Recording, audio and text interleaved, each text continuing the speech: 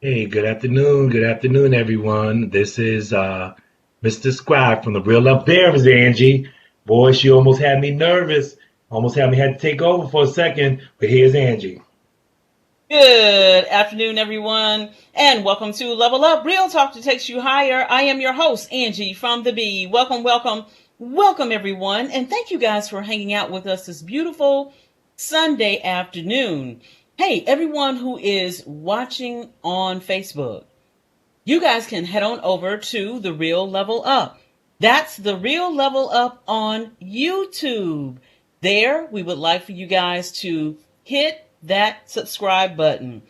Well, everyone, we have a great and exciting show for you today. Our guest is on his way into the studio by way of Blue Jeans, but we got to give him a little bit more time to get all settled and in his home studio because we're still being COVID compliant.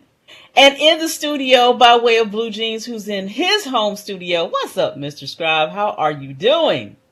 Doing fine, Angie. Had a week off last week. It was well needed and got some rest and was able to refocus and just Yeah. get re-energized. I know you had some things that you needed to deal with, so I'm always Awesome. praying and making sure that things with you, because I know you got a lot of different things happening. So Whew. I know you had a lot of stuff going on, and you wouldn't have given me a day off had it not been a lot of stuff. But trust me, I appreciate it. And there's our brother right there, There he Miguel. is. He's here. He's joining. Got the nice studio background, like the big screen. We should be watching a little football, but we'll put that on hold for a minute so we can talk to you for a couple of hours.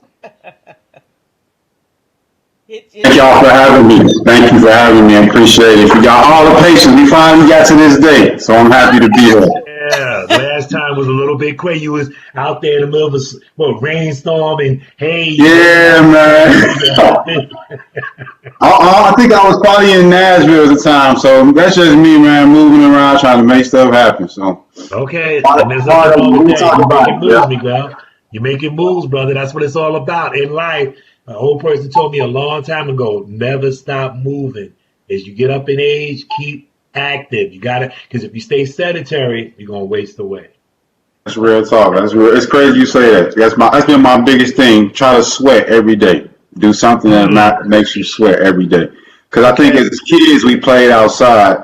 As adults we create these bills first off, and then we use the bills to say we can't do something. So it's like try to every day sweat. I don't care what it is. Just try to get up a sweat. I, I I'm, know I'm, that's gonna, I'm right. gonna remember that one. I like that. That's a good one. That's a good one. Sweat I every know day. that's right. I know that's right. Well, Miguel, we are so happy that you are with us this afternoon, and we're going to have a real great, candid conversation. As you guys know, this is not going to be an interview with Miguel Nunnery. We are going to have a conversation with our brother right here. So, with that said, everyone who is watching us on Facebook and on YouTube, you guys can actually join in on the conversation by typing in your questions and comments in the comment section, and we will get you guys questions and comments on the air. But before we get started, of course, we're going to set the tone. So, Mr. Scribe, I know you are good and ready to go. Go ahead, my brother. Gotta What's the be, scripture gotta today? be. I pulled this from, I didn't pull it. I usually say a little prayer. Holy Spirit gives me some wisdom and knowledge. Hebrews, the 12th chapter, I'm going to read the ninth and 10th verses. It reads, Moreover, we have all had human fathers who discipline us, and we respect them for it. How much more should we submit to the Father's spirits and live? They discipline us for a little while as they thought best, but God disciplines us for our good in order that we may share in his holiness. Nice, nice, nice. Well, thank you so much, Mr. Scribe, for that. As you guys know, we will be talking with Miguel Nunnery. If you guys have been watching us on Facebook, Twitter, and Instagram, you guys, we have been, putting out who's going to be coming up next. I just want to thank you guys for giving us that time off last week. Of course, you guys know It is all about family first here at Level Up. And I just want to thank everyone for giving us grace and allowing us to take that time off last week so that we can take care of family.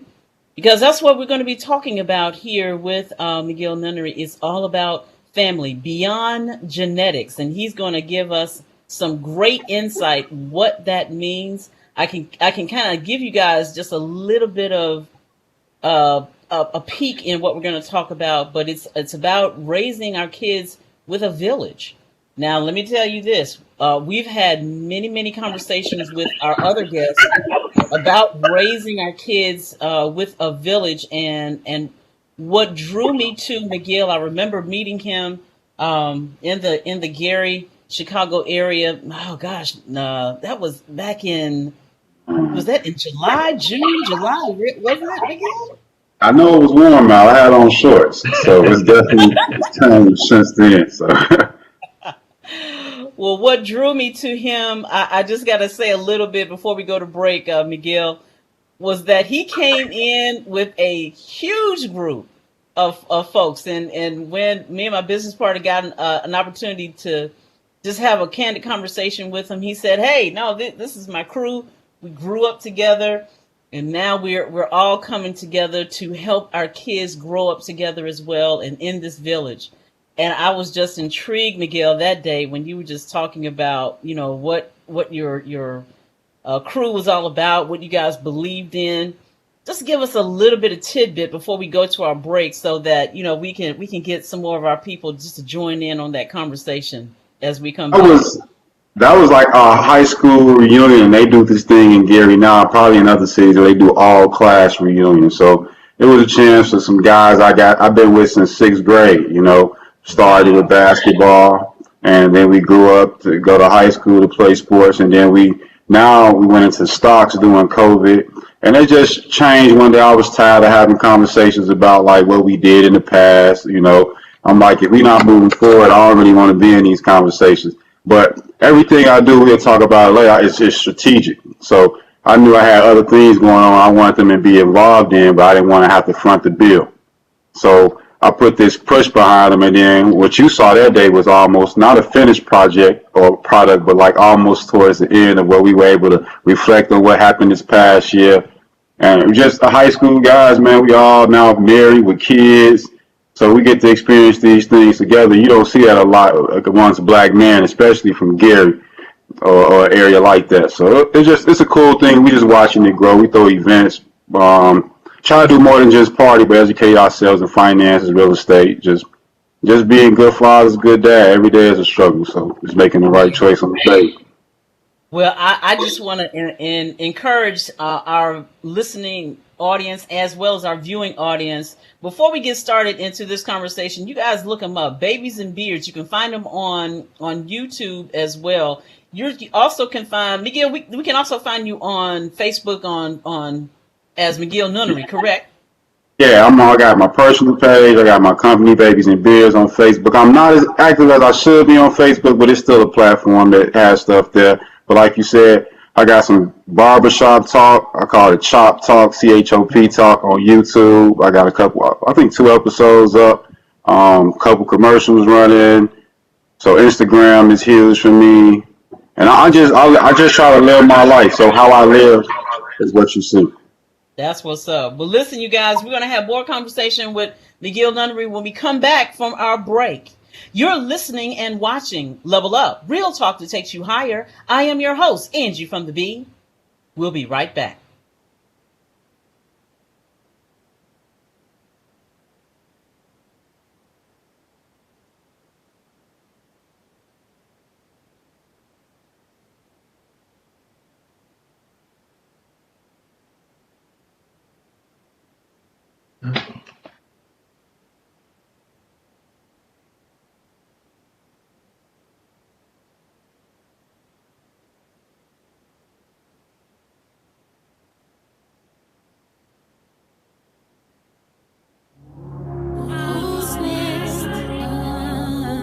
You and I have to let the man know is we are peaceful people.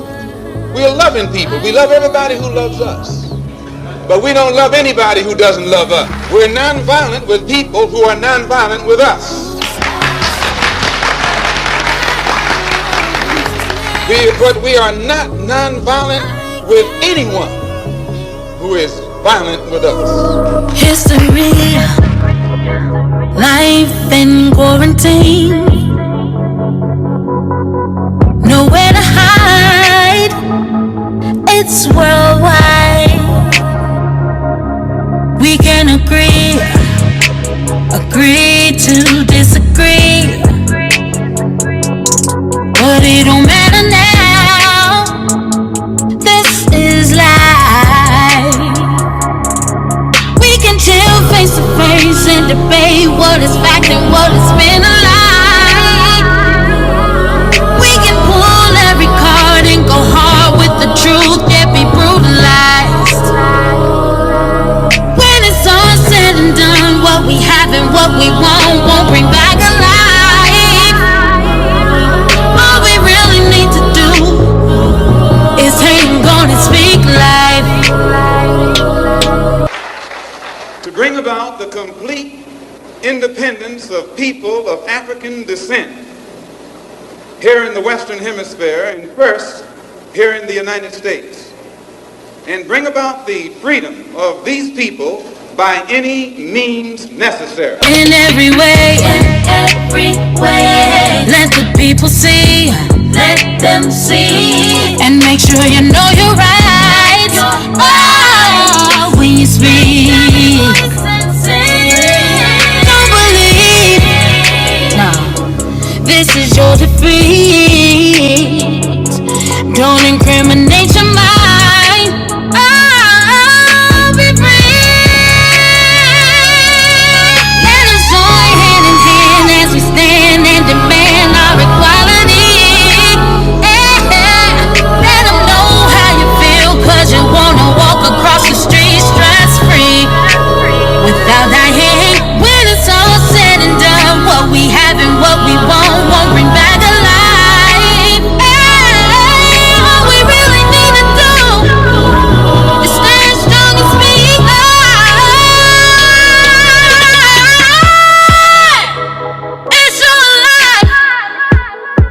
Come on. Will you fight? It's time. Yeah. But when someone attacks you, when someone comes at you with a club, when someone comes at you with a rope, when someone comes at you with a gun, despite the fact that you've done nothing, he tells you, suffer peacefully. Pray for those who use you despitefully. Be long-suffering. And how long can you suffer after suffering for 400 years?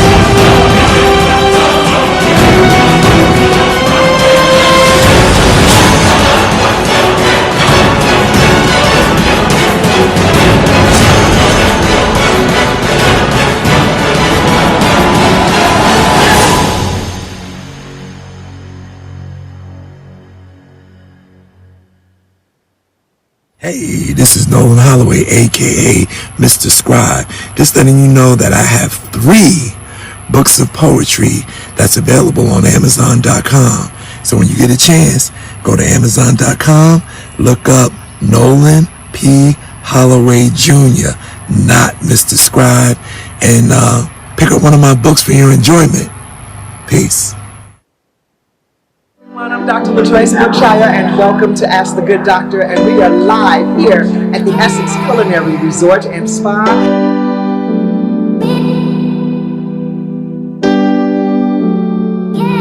We're here at the Wellness Warriors Weekend, and there are wonderful local companies here representing products that are wellness-based.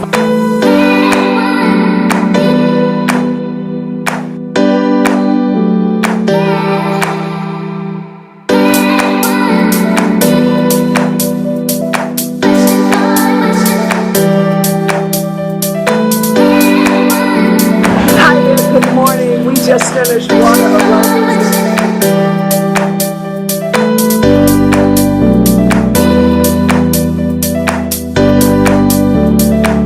I enjoyed myself 82 movements that I could never do on 5 minutes. I feel like I'm 20 again.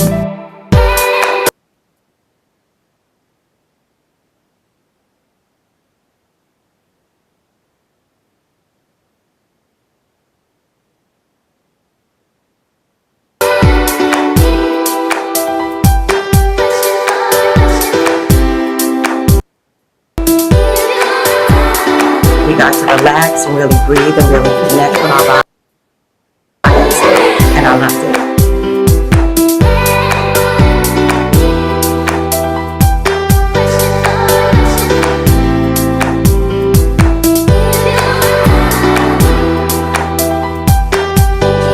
Everything that this book is, it's your story. It's your story, it's your story, it's everybody's story. We must stand where there is darkness, we must find light. It was Grandma who instilled in her that she must hold her head up straight. If you've got to be 25, 30 years old, and you've not talked with a therapist, put the book down and go get a therapist. Finding vision, compassion, authenticity, abundance, and legacy. As the theme goes so far this evening, you gotta get that stuff out. I consistently pause before I speak. I'm Dr. Wilma Hunt Watts, a podiatric physician and surgeon, also known as a podiatrist. We're here doing a pain management clinic. All of these skincare collections are designed to be mixed and matched, depending on what your skincare needs are.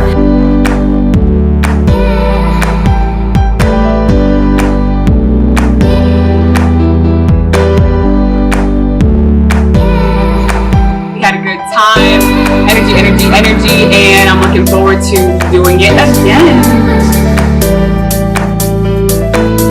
And today we are doing Kitchen Warriors.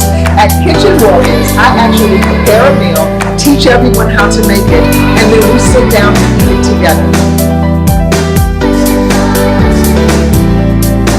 This is from outside. This is the whole farm-to-table concept here at the Essex.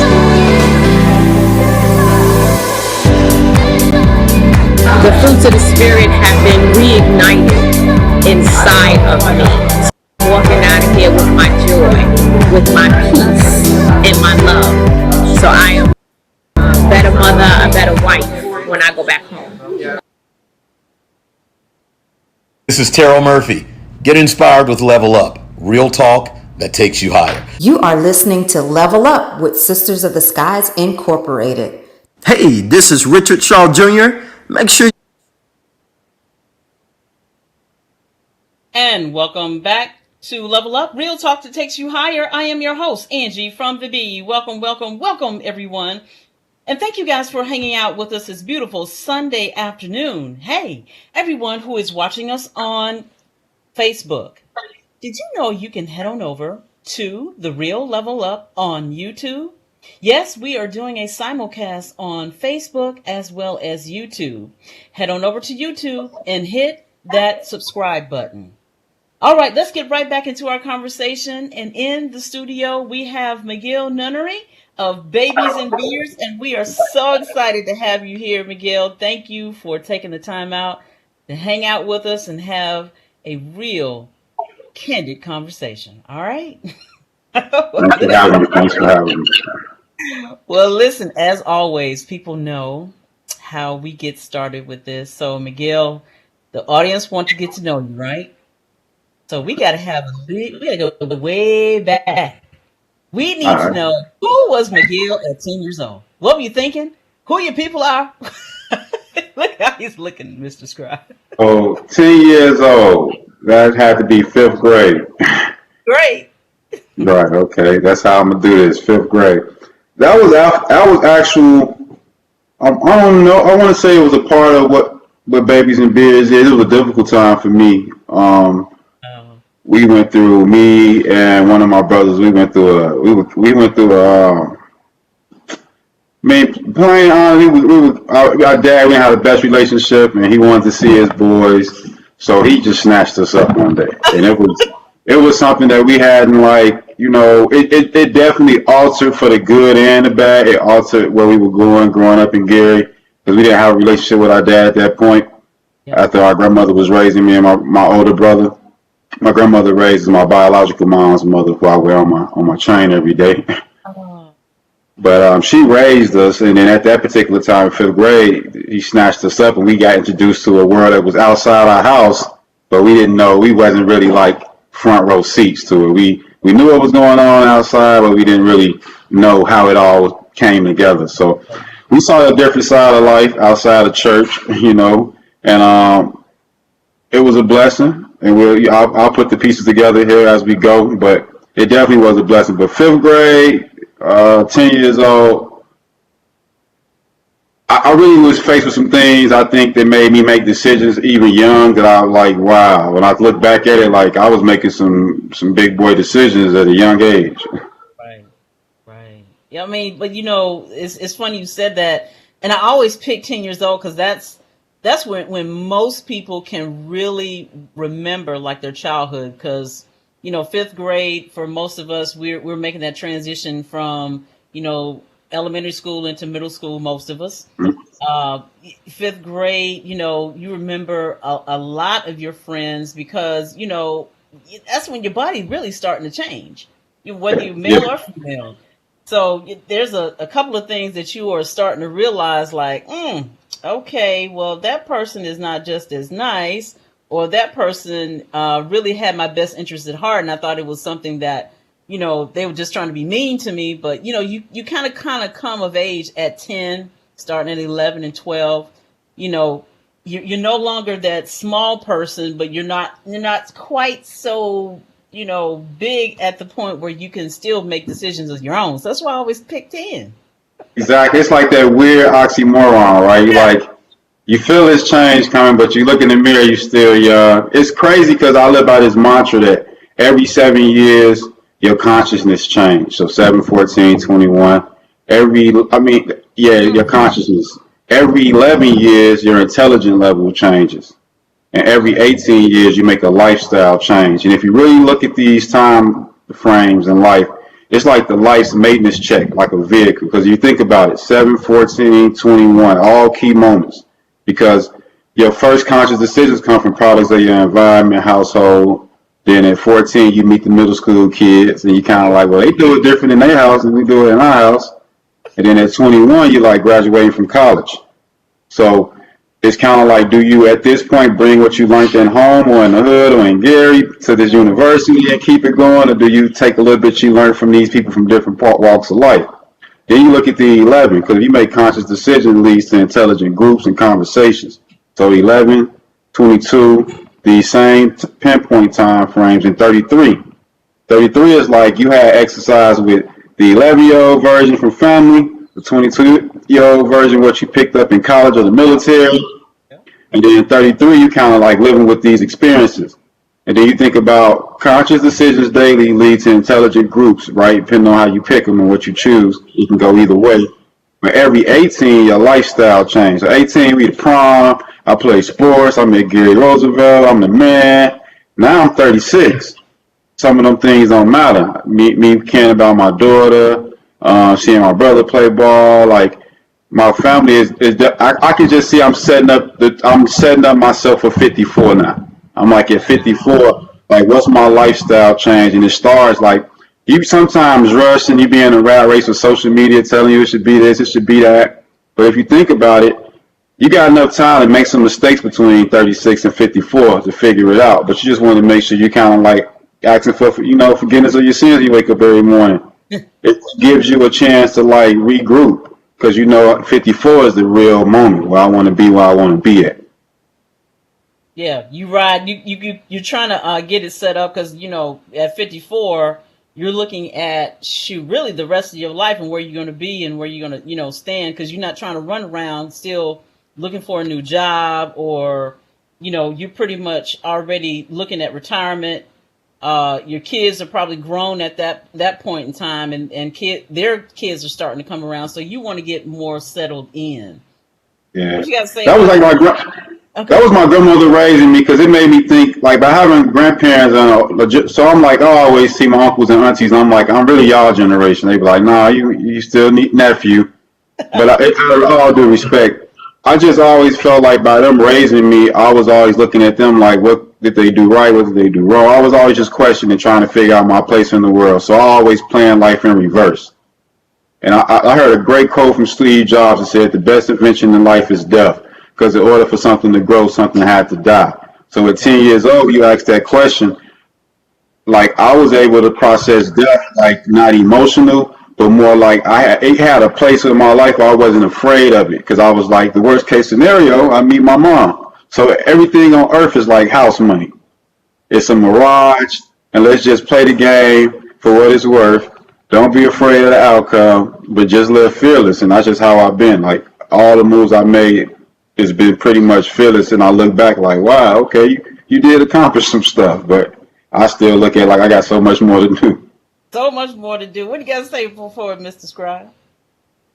It's that perspective, something I never really thought about in reference to breaking it up into those different windows. And as he was speaking on that, I was thinking about, hey, when I was this age and when I was this age, where my life was when I graduated from college at 21, when my epiphanies came in my life and when I made lifestyle changes. So that's a pretty good blueprint for young folks because we already know just based on what we see around us how that's not the case. They're like living in like with the instant gratification of social media and doing it this way, doing it that way. It seems like to me it's haphazard. There's no structure to it where you have strategic points where you're looking at it as far as making a plan.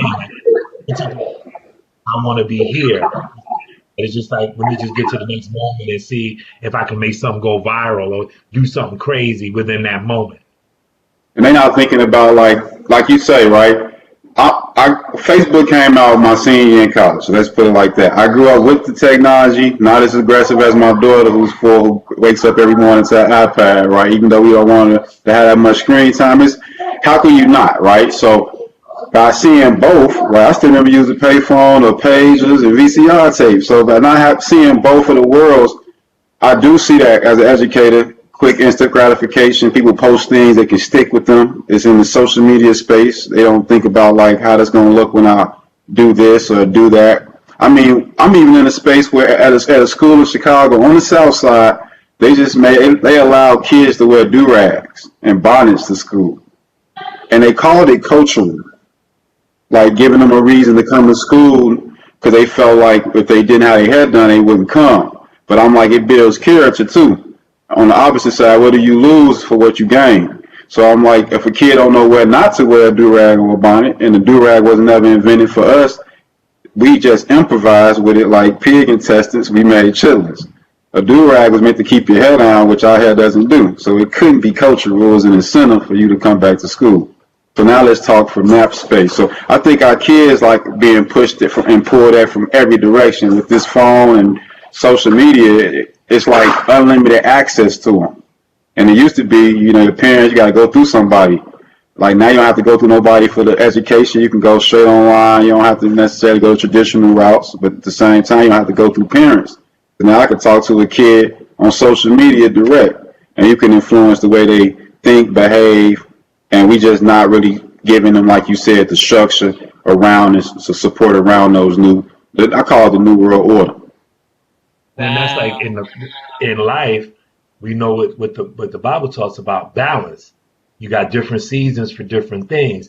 So with each thing in technology, which I'm 63, so I came up in the 80s and 90s with the computers and all of that, and I feel that I'm pretty tech savvy when it comes to using technology. But again, we look at it like technology could be a wonderful thing, like you said, educational wise. I can learn things about my people that back then I couldn't learn anything, because if I go to the encyclopedia, they were skewed to look at the world in a certain way. Now, if I would look at, you know what, I'm a brother, I'm a black man, I'm gonna look at my brothers and sisters and where they looked at in history. Now, I don't have to deal with all of that nonsense and fluff. I can go directly to the source. I can speak to people that live in Africa and ask them about my history, and get on Zoom or whatever platform and talk to a person directly and get direct contact, as opposed to reading what somebody else wants me to think about what my history is.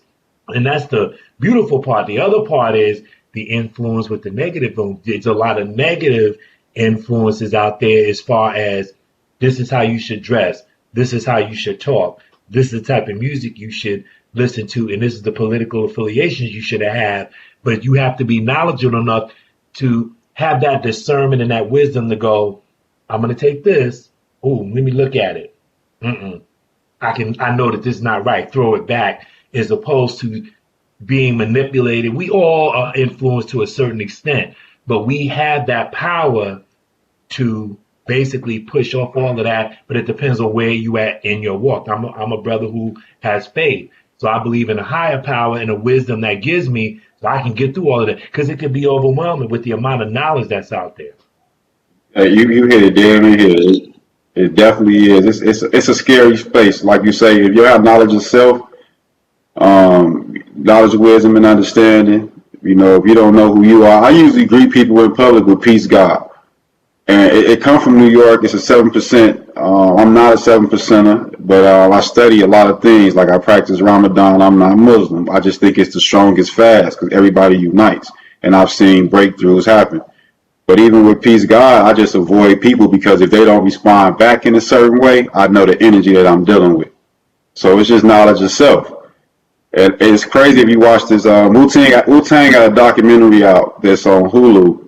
And I remember one part of the show, he was calling to get the power cut on. So, these guys trying to make Wu-Tang, if they knew where they were, probably they would have just cut it on. But he calling, and every time he called, hello, he just hang up, because he know he's not going to get what he need. And finally, he said, peace, God, and somebody said it back. He was like, hello, brother, look, I'm trying to get the cable cut on, the lights on, I just need some help. He's like, I got you, God. But it was funny, because I was like, that's just how I interact with people, because then I know. I just know where we're going, because either you building or destroying. And it's just black or white in life for me. That's another thing, too, that what you just said in reference to a lot of people, older folks, middle-aged folks, and younger people are not self-aware. That's an important key. I wasn't raised to be self-aware. I was raised in a household back in the 60s and 70s. My dad ran the house. He ran the house the way he saw fit to run it. I'm living in his house. I'm doing things his way. I didn't become self-aware until way after that. But once you become self-aware, for me, what it taught me was I'm responsible for what I do.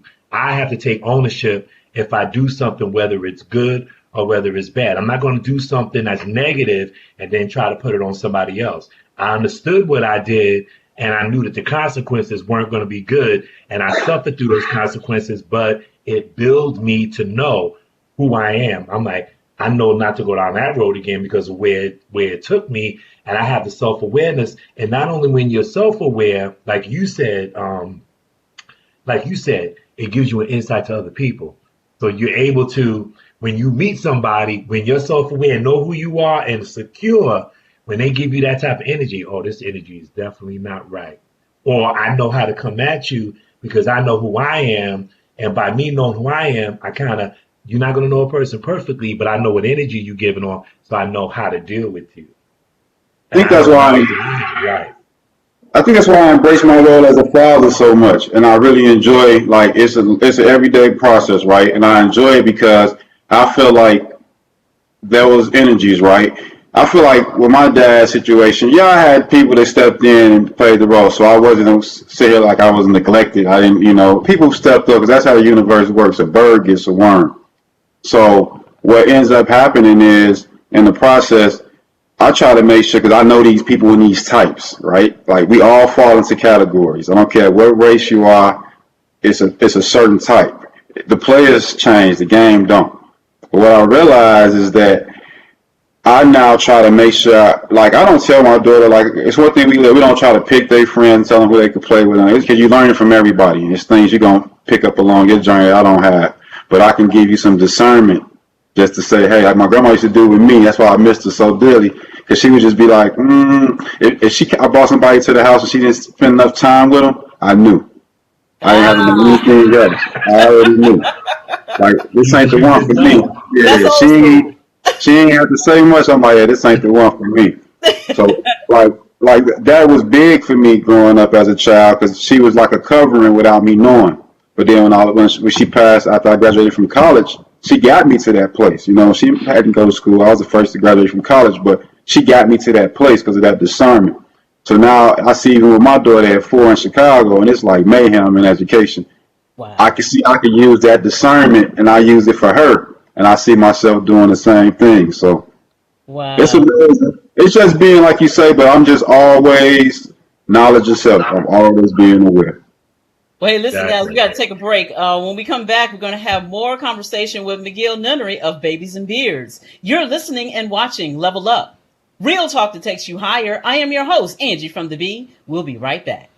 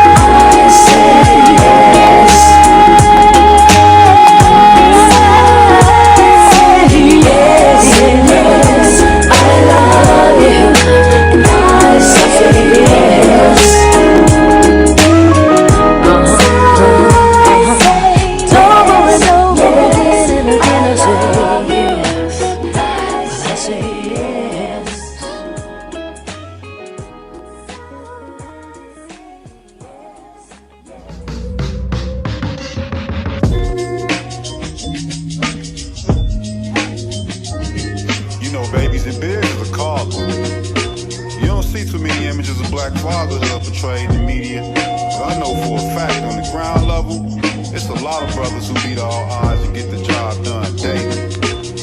The job is passing knowledge, wisdom, and understanding to the next generation, despite the role you may play in the lives of the youth. I hear a lot of brothers say, well, what if I don't have a beard? It works on skin too, and the strength of a beard is manhood. What if I don't have a baby? Part of our purpose on earth is to keep the kids safe, no matter the relationship. At least that's what I thought. Our product helps spread the message around the world as a symbol of growing together. Unveil Treasures Bookstore. We offer a variety of items: church supplies, homeschool resources, music, books, and gifts. Our free ministry partners online affiliate program provides a collection of Christian resources. Unveil Treasures, exquisite jewels to enrich your soul. 12 Steps to Survive, Thrive, and Boss Up After a Breakup is my 8-week signature coaching program designed to reset your mind, body, and spirit. Hi, my name is Shante Proctor, the Breakup Coach. I am an author, speaker, and certified life coach. I wrote my new book and developed my coaching program after I healed from toxic relationships and narcissistic abuse. I help amazing women and a few good men survive, thrive, and boss up after a breakup. The next program launches Tuesday, September the 28th. Contact me at coachshanteproctor@gmail.com. I'm on Facebook at Shante Proctor and Instagram at Shante Proctor Life Coach. You can also DM me if you are experiencing challenges, fears, or frustrations due to your breakup.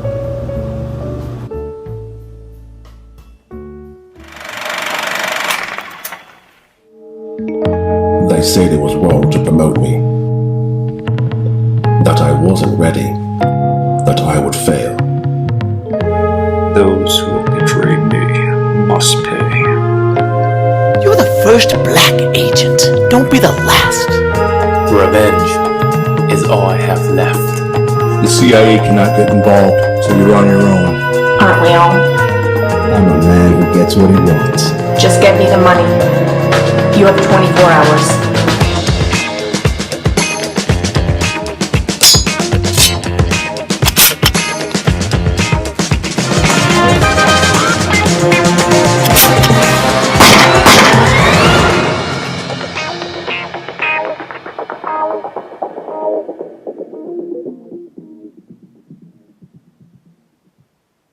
This is George Vincent of Heavenly Deposit and Enter the Diamond. Check out Level Up each and every Sunday. Keep it locked right here. This is Minister April Leland, the spiritual soldier, your master motivator, your inspirational innovator. I want you to level up with me and Angee from the Bee every Sunday. Hey, this is Shante, the Breakup Coach. Level up with me and Angee from the Bee. Hi, this is Terry Cummings, 18-year veteran of the NBA. Keep it locked right here as we level up, giving a voice to the unvoiced with real. And welcome back to Level Up, Real Talk that takes you higher. I am your host, Angee from the Bee. Welcome back, everyone. And thank you guys for hanging out with us this beautiful Sunday afternoon. Hey, everyone who is watching us on Facebook, we may be having a little bit of technical difficulties, but we're going to get right back on track as soon as we get those things squared away. But if you are still watching, you can also head on over to The Real Level Up. That's The Real Level Up on YouTube. There, you can hit that subscribe button and never miss another live show. Well, let's get right back into our conversation. And in the studio, we have Miguel Nunnery of Babies and Beards. And Miguel, I just have to say, you know, even we've been running your ad ever since I've met you, because it's just, you know, you guys are saying something right there. You know, wow, when you're when you're talking about, there's not a lot of positive Black images, Black men that's on these screens in media.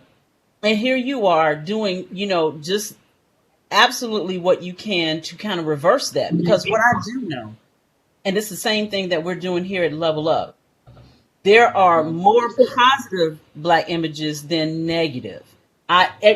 Miguel, everywhere I go, and I go a few places, and I make sure that I go to enough places where I am seeing that there are, positive Black relationships that are being had across the country.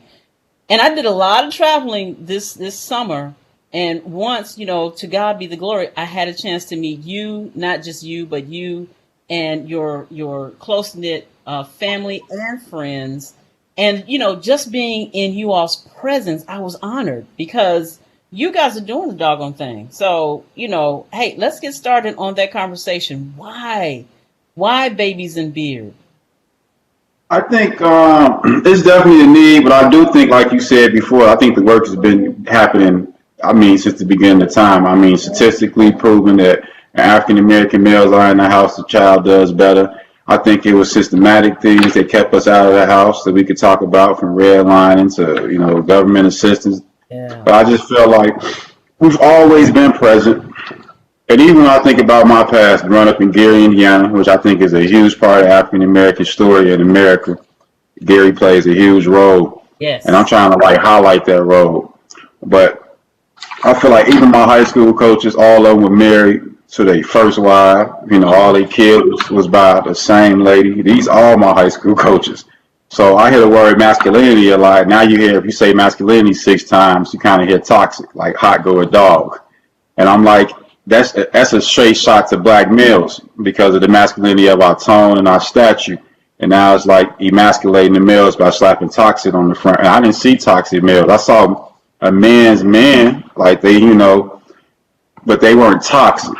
So I don't like where that went. So I just was like, between my guys being young, and I knew we were being influenced, even our younger siblings or nieces and nephews. I'm like, man, look, I think we consider ourselves some cool dudes. We still know the latest sneakers that's dropping in the music. So I'm like, let's just show what we do, not talk about it. We can use social media too. So let's just start showing what we do, how we live our life every day. And that was kind of the beginning of Babies and Beards. I've always yearned for that sense of direction and look for that mentorship as a kid. So I was being an educator. A lot of the times people didn't even know I was a teacher. So that was crazy. Even to this day, people don't know I'm a teacher. So I was like, well, I coach sports and people know about my thing with sports, my relationship with sports. But I'm like, I get in the trenches and I want to teach our own. I had opportunities to teach in the suburban schools, but I'm like, I like teaching. I like to get right down there with the kids that were like me as a youth and try to shine light on them. If they can, I think one of my biggest, if I could do it all over, I would just shine my light more when I was younger. I knew I could, I called myself a triple threat. I knew the street, so I had hustle. I used it in the classroom. I did whatever I had to do to get to where I had to be. But I also had academics because I was 5th in my graduating class. Nice. And I played with an athlete. So I was like, either way you go, your parents going to love me.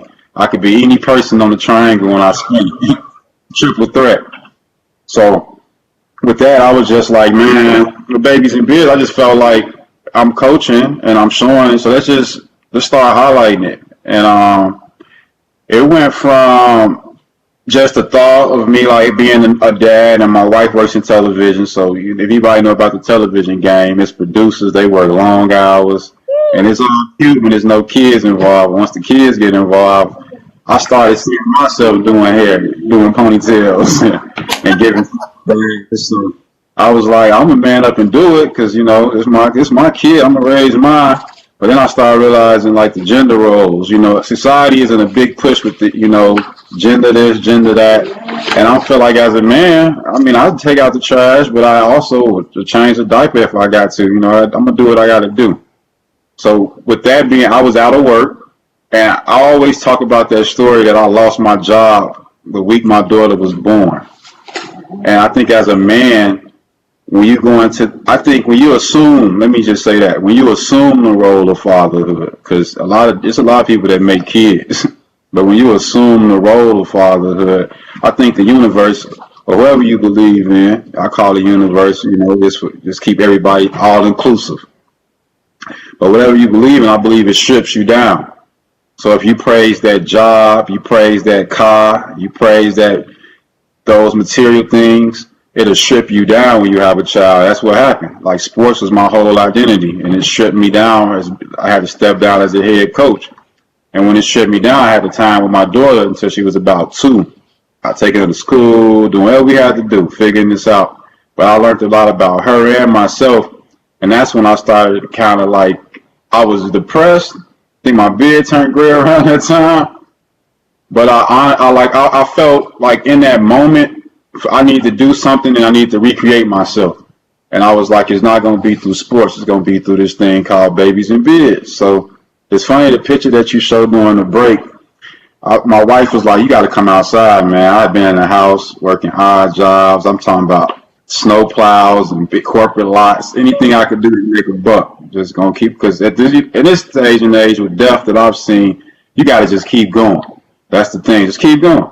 I don't care if it's like Babies and Beards. It's a small company, but I just keep going. Just keep getting bigger because I'm not going to stop. But my daughter was born, Babies and Beards. My cousin took a picture of us holding our daughters on the couch. That's the picture that you showed. And she said to me, right after she took the picture, she said, who y'all, Babies and Beards? And it's like nobody else in the room heard what I heard. But I heard something. I ain't just hear Babies and Beards.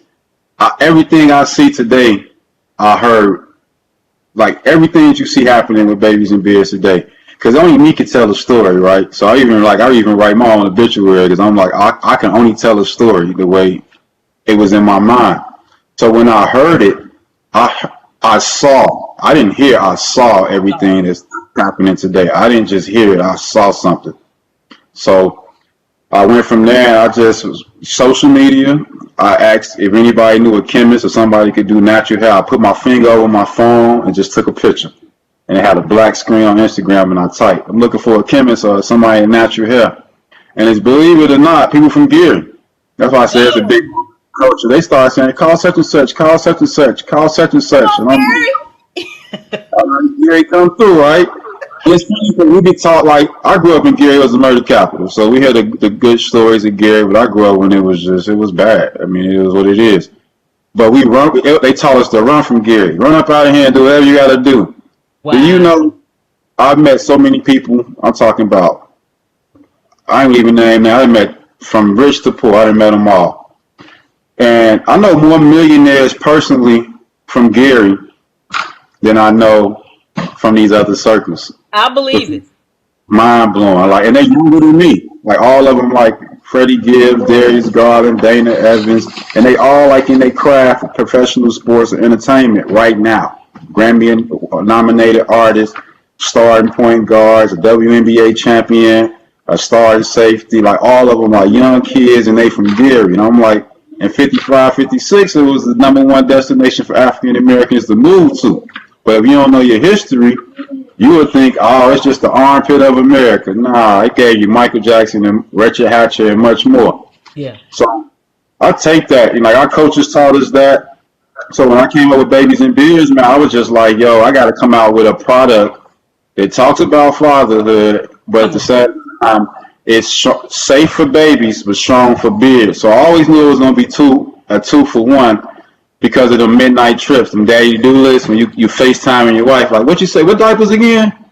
But I'm like, if I can go in the store and buy something that I know that I used and that my daughter used, the same thing I use, I could buy it one time. So I was just like, you know, fellas, we like it easy, simple, not a lot of thought. We don't do all that. We just want to, especially when they come to buy.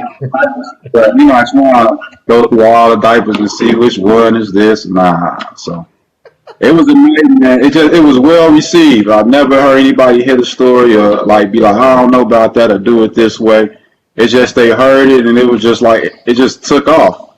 And then I started teaching entrepreneurship classes in Nashville, the school I was teaching at, because I just didn't see kids hustle. They were selling snacks at lunch hour. I was like, I'm going to show you what I'm doing right now in private, I'm gonna do it in public and start an entrepreneurship class, and that motivated me to like keep going, even in the early stages.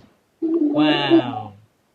Man, I mean, you know, if you guys are not listening, really listening to what he is saying right here, he is trying to change the narrative. And let me tell you this, you know, this summer is the one summer that I really experienced Gary, Indiana. You know, I was all over the place, you know, just you know, listening and watching, and what you really are trying to say is like, you know, just don't come to a city and make an assumption when you just ride around in your own car. You know, get in there, get in the trenches and start talking to the people, especially the people that have been there for years and know the history.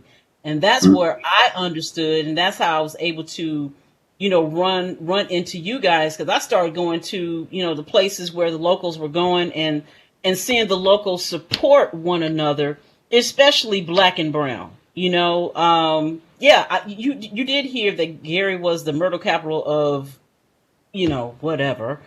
But once whoever made the list, right? Whoever made the list, whoever made it. Man, you're right. Whoever made the list and was, you know, just trying to fill up a list with a couple of things and a few, I would say, numbers that they caught, probably downloaded somewhere. You know, you know, a lot of people just don't do their research. That's the challenge. Yeah, say again. I was going to say that's the challenge. Like Miguel said, somebody put something out there. Oh, this is the murder capital, whatever. We have the ability to, when folks are given a certain narrative about us as a people, as a brown people or people of color, you know, gives a certain narrative. If we can dig in and get to the root of that narrative, it's like, I hear stuff on the news now. I'm listening. My wife likes MSNBC and all the different, not the network news thing. But when you hear the news, you're like, that's a whole lot of, that's just fluff. That's not what the real thing is. And if I want to dig to the real thing, I can get on this computer and find out what's the real history of Gary, Indiana. And basically tap into books, tap into, oh, okay, I need to go get this book. Or I can get the book right online. So it's not even have to I don't even have to move from my seat to be able to go to a library, go to an online library, get the book, read the book, and do all these different things. Like this was about a year ago. I worked with somebody online, and we read The Miseducation of the Negro from cover to cover and had a discussion. Now, that's something I may not have ever done, but because I met somebody who introduced me to that, you know what? That's an interesting topic, the miseducation, and how it plays with our culture, how certain things got lined up. Oh, because I can remember what I was taught in school and know that a lot of education I got was skewed totally on the other side. But because folks felt that, oh, we're going to teach this because this is the history the way we see it. And because it doesn't matter, this is what we're going to teach. But now I'm in a position at my age, if I really want to know what it is, biblical, historical, whatever it is, I have the opportunity to dig for myself and find out what the truth is. That's the whole thing. That's the truth. Your version, their version, and the truth. I always ask people like, hey, what's your intent? Like, what was the intent? Because I think I've even been a victim of that. Like, I do things and then they don't understand my process or methodology because I'm thinking down the line, I might be thinking in a place that they're not at the time. And then I've been victim of it, where it's like I've lost jobs because of what I stand on. But I'm perfectly fine with that because with time, it always revealed that I was on the right side of that decision. That's the correct thing. Even when you make the decision, you're making it because I'm standing right here, right now, and then it gets validated later on. You don't look at that as a negative situation. You look at it like the validation may come months or years later, but then years later when you look back, hey, I was standing on the right side of this thing because 10 years later, that stance was validated. And if you live like that, that's part of being self-aware, to know that the choices you are making are based on solid ground, not on quicksand. Exactly. And a lot of people these days are standing on stuff and they're pushing it out there and the people are eating it up. And I'm sitting back going, Can't they see? They're just not. If you're not self-aware, you're going to get okey doke. You're going to get blindsided, and that comes with anything: sports, church, whatever. Yeah. Somebody can stand up in a certain platform and given the responsibility and put everything out there, and these people are just eating it up, and you sitting there going, "Don't they know what they listen to?" And just, I'm a sports head. I played sports, so it's like what Miguel is saying. Your coaches had an influence on you, but again, you can look at certain things. We saw it with the NFL. We saw it with the NBA. One brother made a choice. He said, I'm going to do this. And we already know who it is. And because of that choice, he's out of the game. But again, he knew what he stood for, because later on, the commissioner had to admit, you know what? He was absolutely right. But it didn't really cost him anything, because he said, in my heart of hearts, I knew what I stood for was the truth. So I don't feel bad that all of this was taken away from me because I stood on truth. And that's the whole difference. That's God's way, and man's way is, we already now, know. I've seen God correct so many things, and people in my life, and people who try to like this derail me. It's like, don't get in. Like, I know I still struggle, and I'm not perfect, but I know guys. I know I was here for a reason. My mother died when I was 2, but I knew I was here on assignment, and I still stick to this. And I know I got a couple more mornings in me to wake up. So I'm like, hey, as long as I got that going every day, I know I got a purpose, because my mother, there's no reason because there's nobody that can replace a mom, because that's unconditional love. She carried you. So my grandmother, I had great people in my life. Don't get me wrong. I love them all dearly, unconditionally. But I feel like with not having her, I was able to like always be aware, watch people. I knew how to internalize things. I knew what our issues were. I knew how to cover them up. I just always figured out how to maneuver, because that bond, it was like, I'm here on assignment. I have something I got to do before I leave this earth. And I'm tapped into that. And I'm like, sometimes I might have lazy days, but I've been coming to this recent realization is that people I don't even like using the word stress. But now I say it. I wouldn't even say it. I would stop. I don't even like using. I would usually stop. But now I say it because I look at it like, in order for you to, because I'm here on assignment, right? So how do I connect the dots? In order for me to actually do this assignment, I'll be thinking like the level of X and King. But let's control the square that you're at first.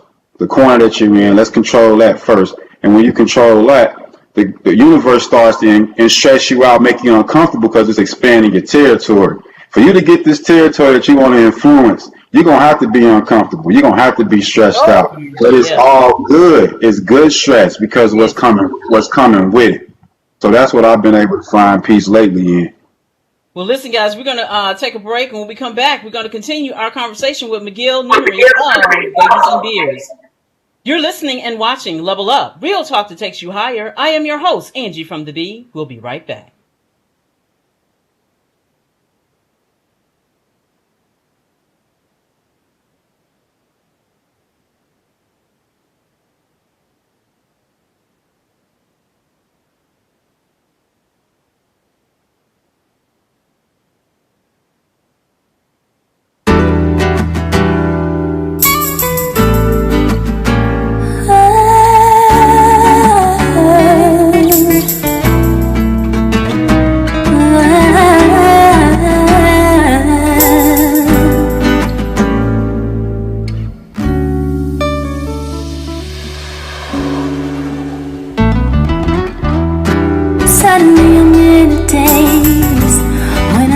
about you, babe.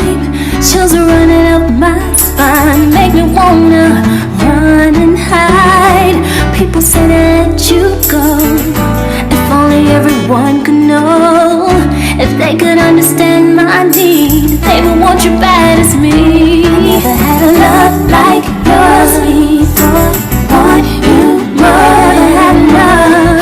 How I need you, how I need you. Can't get enough of your love, babe. Do you feel it? Do you feel it? 'Cause I'm needing you. Show me that you do. Can't get enough of your love, baby. Baby, baby. Oh.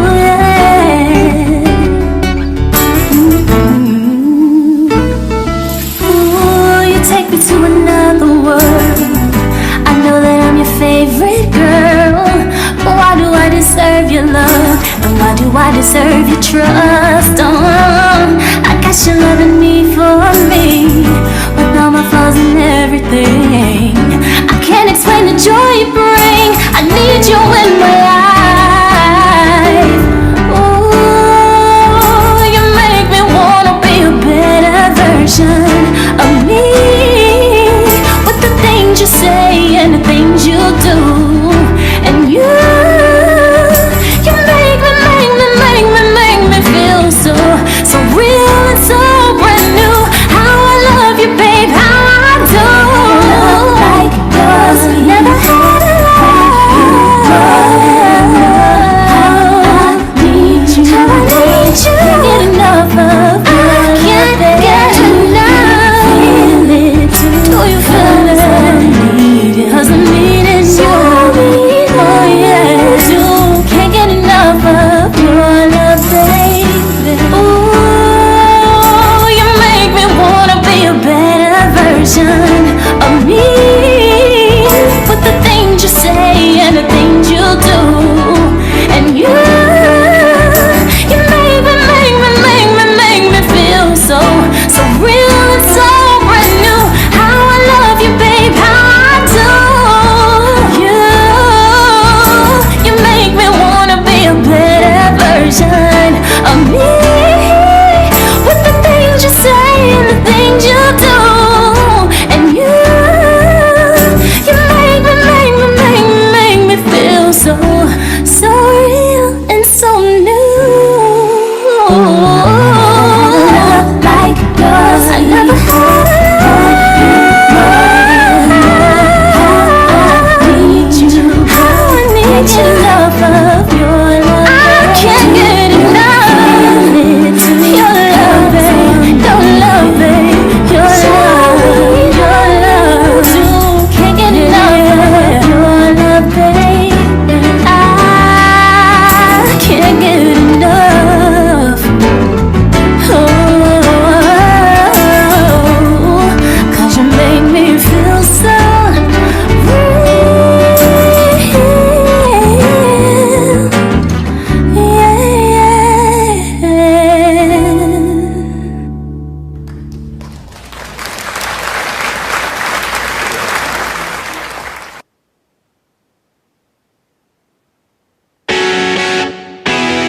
It's time to celebrate. Oh.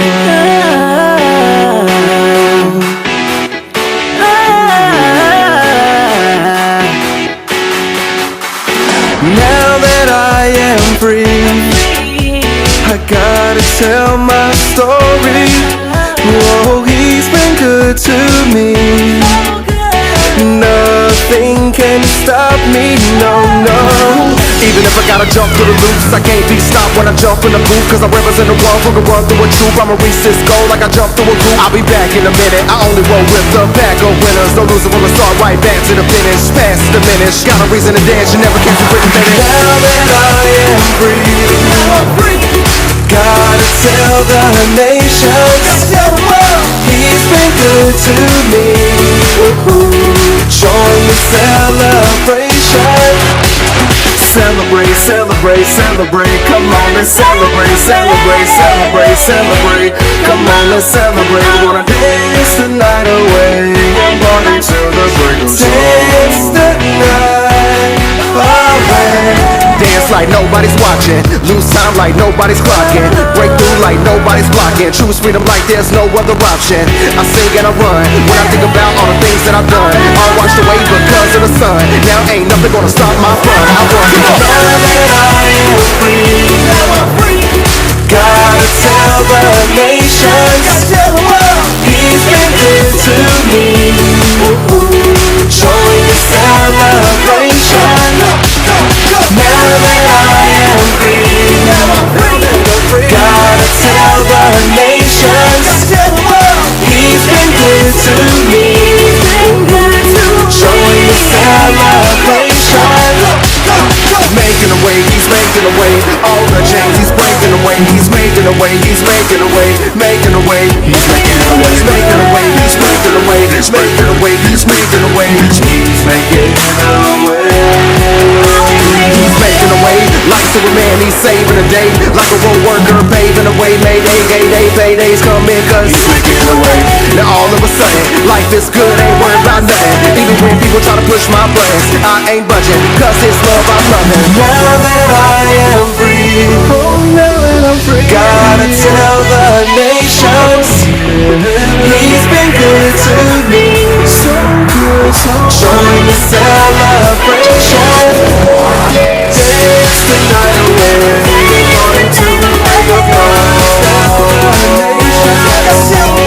Dance the night away, morning to the break of dawn. Now that I am free, gotta tell the nations, he's been good to me. Showing the celebration. Have you ever felt like no matter how hard you tried, things just still go wrong?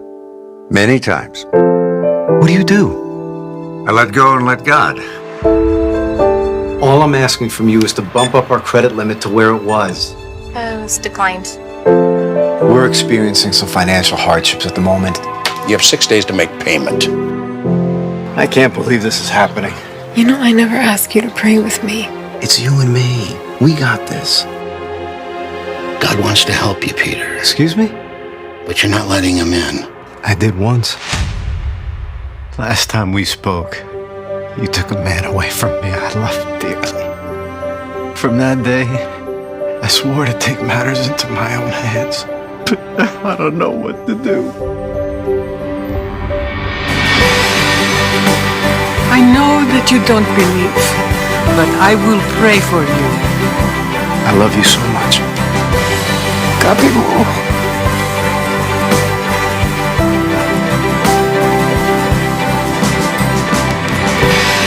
It was a miracle. You believe in miracles? Listen. God. All I'm asking from you is to bump up our credit limit to where it was. It's declined. We're experiencing some financial hardships at the moment. You have 6 days to make payment. I can't believe this is happening. You know, I never asked you to pray with me. It's you and me. We got this.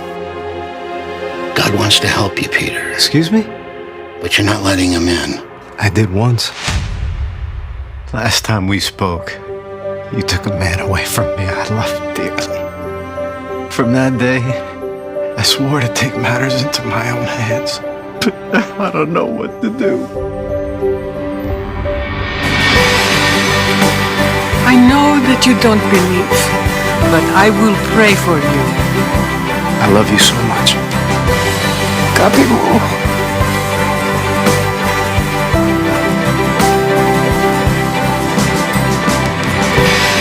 It was a miracle. You believe in miracles? Listen, if you need me, you call me.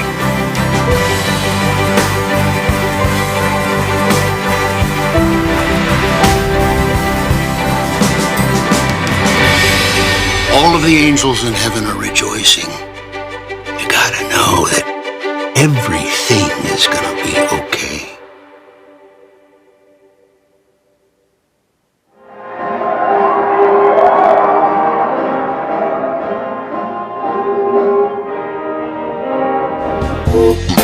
What you want, baby, I got it.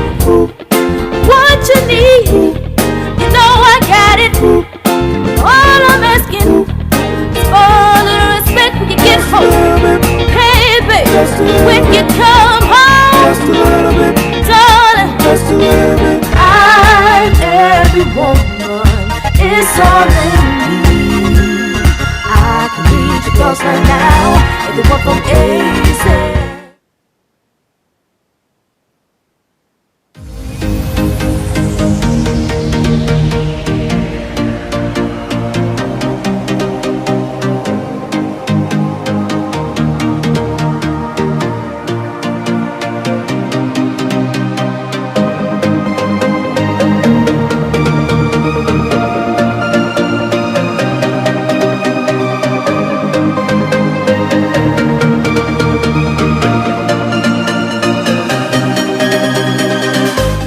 sluggish, bloated, overweight? You could be toxic from your environment, food, and medications. It's time for a clean start. Come by or book online today. Hey guys, Vibe with Mr. Scribe on Level Up. It's your girl, Dr. Monique Frazier, owner of Prestige Decor and More. Let's level up on Sundays. Ordinary people with extraordinary stories. Hey, this is Dr. Crystal of Kaleidoscope Counseling Center. Level up with me and Angee from the Bee. Every Sunday. Hey, this is George Vincent of Heavenly Deposit and Enter the Diamond. Real talk that takes you higher. Level up. Ordinary people with extraordinary stories. And welcome back to Level Up, Real Talk that takes you higher. I am your host, Angee from the Bee. Welcome back, everyone. And thank you guys for hanging out with us this beautiful Sunday afternoon. Hey, go ahead, Mr. Scribe, and take us out of the video. Everyone who is watching us on Facebook, did you know you can head on over to The Real Level Up? That's The Real Level Up on YouTube. There you can hit the subscribe button. Not only that, you can also join in on the conversation. And before we get started back into our conversation, I just want to give a shout out to our diamonds that are watching. We've got Mary Goolsby, who has already said, you know what your intent? I hear you. We have to do better at sticking together. You're absolutely right, Mary. Thank you for your comment. And also, who's just now joining us, she is saying hello to the Level Up family. Hey, Miss Doris. Glad you can make it on just to kind of hang out with us this afternoon as we're having this great conversation. In the studio is Miguel Nunnery.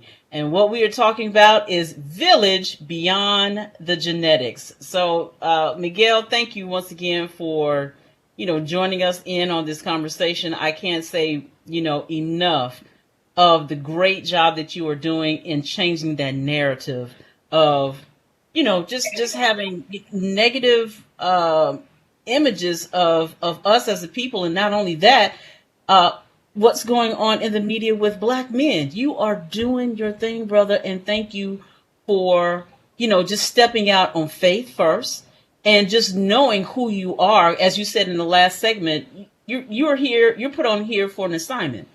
And I guess you know what that assignment is, man. You want to keep doing it and do it until you take your last breath. Am I preaching the word to you? Hey, come on, huh? Yeah, That's the joy I get out of this thing, man. It's all we run space, man. We run space, and that's all I gonna remember as our legacy when we leave. I always tell my kids, we don't know what car Dr. King drove. We don't know if he had a Gucci suit. We don't know that. We know what he did though. So all that stuff we worrying about don't matter. All that stuff we don't have to worry about it. I'm trying to see if I can remember this saying that I saw. You're a teacher and I'm a school bus driver. So I was walking in school one day and they had this saying that kids don't remember, the words that you said to them or what you said, but they do remember how you made them feel. So, that speaks a lot when people have to understand, the words, the things that you do, not the things that you wear or that you have. Yes, you may remember, I remember she had that great suit on the other day, but the long lasting effect is, how that person made you feel once you walked away. Those clothes go out of style. Those clothes go out of style. That feeling you got though, that feeling, hey, whether it's good or bad, we chase that feeling. That feeling is where it's at, so. You said a word, Miguel, because the thing is, the older you get, if you're blessed enough to reach a certain age, then you can look back and say, man, all that stuff that I thought that was really happening and popping doesn't really mean a thing, but you just hope that you can instill that, because going through that, we know what our young people got to deal with today. We didn't have to deal with they got a ton of stuff to deal with. We had peer pressure, but not like these kids got peer pressure. Yeah. Desensitized by the media, shootings, and like we've actually got some school threats in Chicago at black schools about shooting the school up. And I'm like, wait, They even had a shooting at Simeon where in 1984 Benji Wilson lost his life. He was the number one player in the country, the first player from Illinois. And kids had a shooting at Simeon this year, and they get the book of Benji Wilson. They get Benji Wilson's book as a freshman, and he's painted all throughout the school. And I'm like, well, we missed connecting the dots.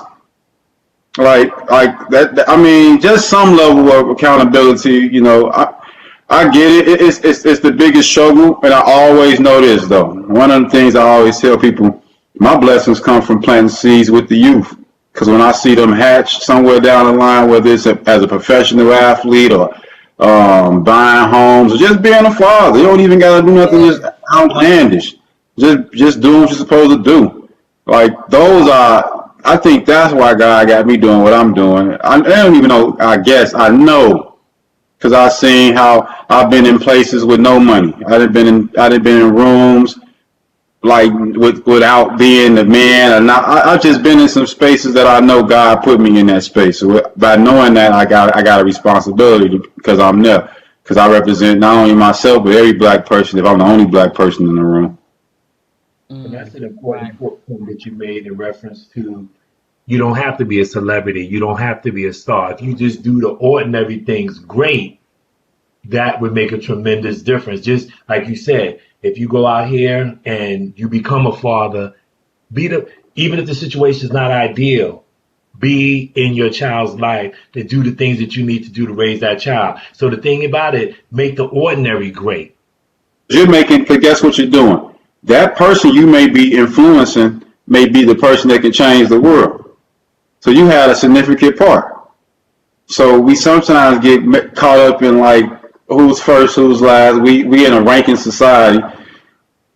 But man, I don't know. Just the peace of knowing, not knowing what's on the other side, but just the peace of knowing. And I know this one thing I've noticed with my daughter at 4. When I talk about my grandma, when I talk like how we talking right now, she gets close to me. Really? And I know it. And I look at my wife every time, and I'm like, you know who that is? Because my wife at first thought I was crazy when I would talk like this because she hadn't experienced death.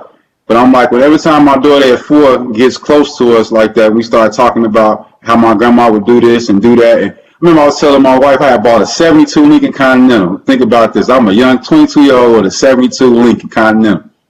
I never forget the Sunday I took my grandma to church. Ooh, she stayed on her girls and them saints that day. That was her moment. She like, look. I was born in '84, so that car was long. That car was the car. I didn't even know what I had, but she knew what it was in the feeling. When I was speaking on it, my daughter came and laid on me, and I told my wife, I said, "There go my grandma right here. Like you see her, like she see what she doing." So I always been in touch with that, and that's been one of my things that I know. It's a separating factor because everybody, like I say, you know when you meet them, you know when you know. You know when you know. Oh my gosh, man. And thank you for sharing that story because, people just don't really realize, like Mr. Scribe was saying, even the ordinary things can be just as important. And when you were talking about, that you are influencing the next generation, so many of us want to have that instant gratification right now. So it's got to be me. It's got to be me that's going to have a spotlight. No, not necessarily. That spotlight is not for everybody. I mean, Michael Jordan and all the other people, all the greats that have, done what they have done in their time, they had some really, really strong support. Michael Jordan used to talk about his dad a lot, and so that's what I love what you're doing in that, you're bringing together, you're highlighting the ones that usually are in the background. Sometimes every once in a while, give them a pat on the back, give them some recognition. But you'll find that people that stay in the back love staying in the back. We got one here at Level Up. She loves staying in the background. But if it hadn't been for her, look, you know who she is. Everybody else knows who she is. But, we are so ever grateful for her because that's the glue that keeps this thing going. And they are the most important people on this planet Earth. That's the way I see it. That's the way I've always looked at the people that are standing in the background that's holding the thing together. That's so crazy to say that because that's one of my hardest things, right? Like you got to be in the front because you own babies and beers, right? But at the same time, even if it's a commercial that's running, they don't have so many pictures of me. Like even when my brother played ball in the NBA, and like I was able to, our pops or his pops, which I call pops too. He played in the league 8 years, and he like stay out the way. Even though he was a point guard and they got to run the show, he liked to stay like behind the scenes. And even with me, like I like being behind the scenes because people like they don't know. If you know, you know, right? But I'm in the mix. But if you know, you know. But I like being behind the scenes. Even as an athlete, I do all the blue gun work, connect the dots, ensure the win. I don't need to be seen. I don't like being seen because I feel like the people who put you up there, they're just gonna knock you down. So like, let me move in the back. I get more done. I get more done in the back than I do in the front. Oh man, you said a word. And that's a lesson a lot of our young people need to learn because what does social media do? It's all about how many hits, how many likes, it's all pushing that narrative. But to have somebody come, I told my daughter a long time ago, I guess somebody told me this. I said, it's easy to stand with the crowd, but it's difficult to stand by yourself. And when you believe, you know what your truth is and you're standing in it and everybody around you is talking something else, to stick to that truth. And a lot of times, which we know is difficult, we're telling them, everybody's going to be going this way. That doesn't mean you have to go that way. If you standing in and you know it's to be true. But again, for a lot of young people, a lot of times they don't have the wisdom. They don't see it right then.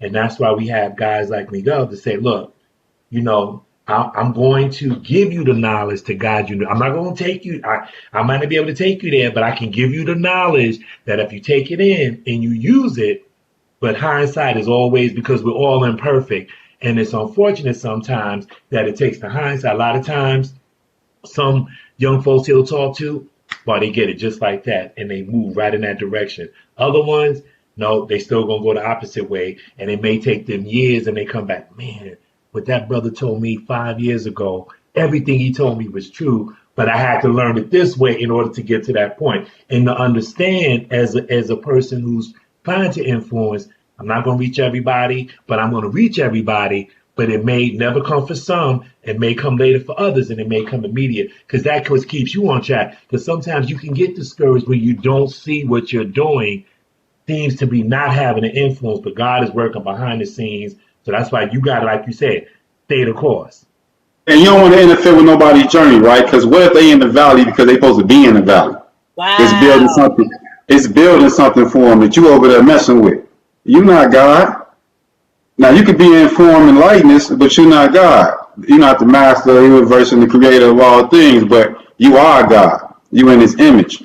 So I just always try to be like, look, man, if that person going through the valley, I always tell people, I can't give you no advice. I can share you my experience. And then when you go through something, hopefully you can go through your Rolodex, what you didn't heard, and you can be like, you know what, I heard something. If I move like this, let me see. Because you may not know what to do in that moment. But if you got some type of base from somebody else's story, I've always been big into reading people's bios and seeing when I'm at this age and where they was at. That's been my biggest thing as a kid. So I just always be like, man, I don't mess with people's journey. I let them kind of find their way, but I always will be there. Like my phone number, I'm right there. You can call me when you feel like when you need. I always, even with babies and biz, I didn't push it on my family. I waited until they started rocking it. Okay. I waited till they started seeing my work and was like, all right, now I need y'all to do this.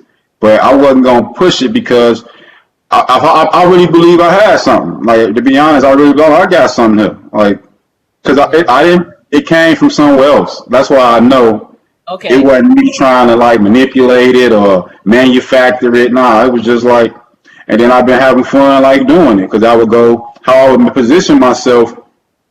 My brother played ball. So me being a black man that care about maintenance and grooming, I'm like, they need a barber. So I'm like, every city he would go to, I'll be like, look, bro, I'll find a barber there. I'll use social media to find who cutting, who nice, who ain't, who a magician, who can really cut, who gonna spray your hair. I'm gonna find out who's who. And then I will introduce that person to bro, and he the point guard, so he introduce him to the team. Once that happens, now we got a little thing going. We're gonna do some trade bar today. I put you on, now you rock with my brand, and then we're gonna go from every city. Now you got the major cities in the U.S. So that was always a strategy that I went about. Just first off, intent, letting them know what I'm doing. It ain't no. I'm not finna play you and finesse you.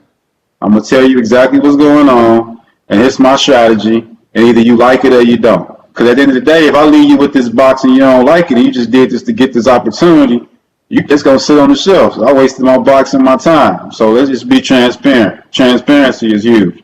Oh yeah, it's huge. It's real huge. Well, hey, we got some more people that's want to get in their comments. You might know this person right here, Miss Blanchard, Mr. Hey, that's Auntie. Yeah. What's up, Auntie? Let's see. She said black fathers being a positive role in the upbringing of their children places them at an advantage over some of their. Oh, girl, you said a word right there. She's so right. What you got to say about that? And I don't care if you a good dad or a bad dad. Just be present. Because guess what? Even if you bad, they're gonna know what not to do. But be present, because it's gonna be some things that there's gonna be genetics that they just need to know. So like, why I do this? Why? Just be present. You can at least answer that. You ain't gotta know it all, but just don't run from that responsibility. It's so much stuff that come along with that if you just wait it out, test the time. Like, we all got free will. We all can be like, I ain't doing this, I ain't doing that, and that's cool. That's your God-given thing. But once you make that decision to be like, I'm gonna take the tough road, I'm gonna just try to figure this thing out, and I just feel like there's so many blessings that come with it, man. It's a joy. Like we see it, man. It's a joy. And I ain't perfect in it. I'll be like, I ain't perfect in it, but one thing I do right now is exposure. So my daughter go to one of these, it's like this legendary, hard to get in school in Chicago, and she missed a couple days because we went out of town. But I'm like, we're gonna do the homework in the car. We ain't really gonna miss. You're not gonna be socializing, but I'm gonna trade socializing for you to go see the world. So just try to find different ways to get it done. Just get it done. Be creative. Remember when they asked my daughter in tennis practice, they shouted up, "Is your daughter left-handed or right-handed?" And I was like, Mom was like, she right? Nope. She right with her right. She play with her left. I'm not gonna put no no's or no restrictions on her. I ain't gonna say you're left-handed, you're right-handed, you're both. I'm just always, cause I always think about even when she learned how to swim, I'll be like, she teaching me, right?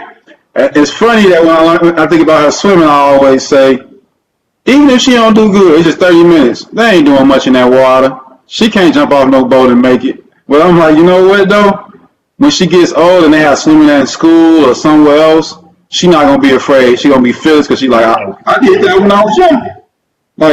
I did that. And that's what you need kids to be, fearless. Whether they stand up for the greater good, whether they playing sports, whether they in school, whether they see somebody getting bullied. You just want people to be fearless in what they believe in. Wow. Hey, Mr. Scribe, I'm forego that last one until the end. We've got another comment from Kimberly Howell. What's up, Kim? Thank you for tuning in. She said, this next generation needs guidance. Oh, yeah. Look, without the guidance, and I always say this, because my two sons, Eric and Torrance Jr., grew up with their biological mother and father. We raised both of them all the way through. But, just having their dad there, all throughout their life, they don't know anything else, Miguel. So I'm constantly, teaching them, not to be judgmental on other kids who have not, or other young adults at this point who have not. And I'm actually teaching them to learn from their peers at this point of how they got through life without, maybe they grew up with one parent, or they grew up with one biological parent and step parent. That's my story. But I'm constantly, teaching them, just to be more aware of their surroundings. And it's a give and take teaching moment.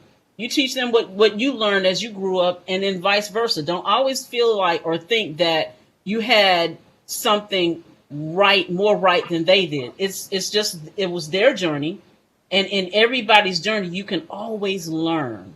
And I'm trying to teach my kids that right now. Well, once you start learning, you die, and it's really that simple.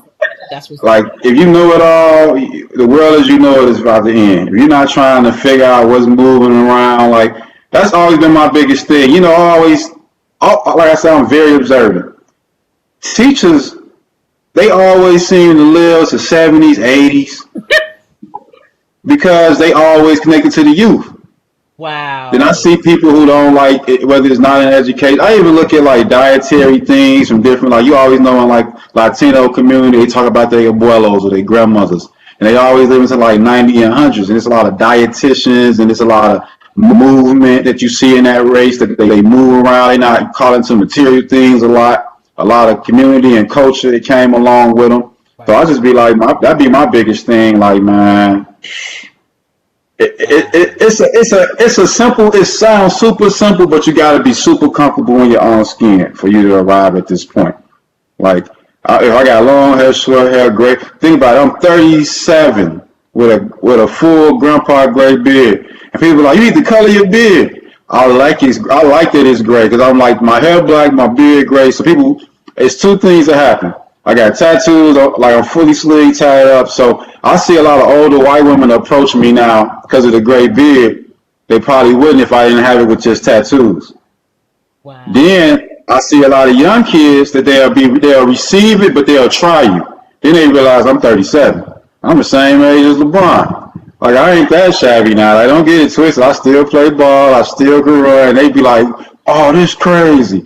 Why your beard gray then? They try to figure that part out. So I'm like, just knowing what your appearance is, knowing, like I always tell people, it's not stress, it's wisdom. It's just me.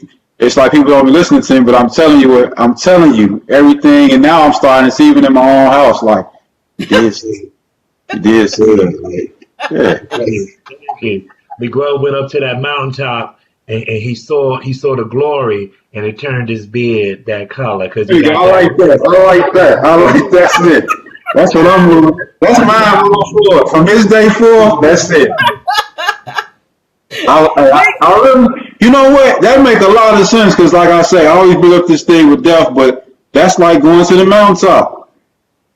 And in the moments, it aged me super quick, right? But at the same time, it didn't really physically age me. Like I run a mile every morning, but it did this. Yeah, this is a whole nother.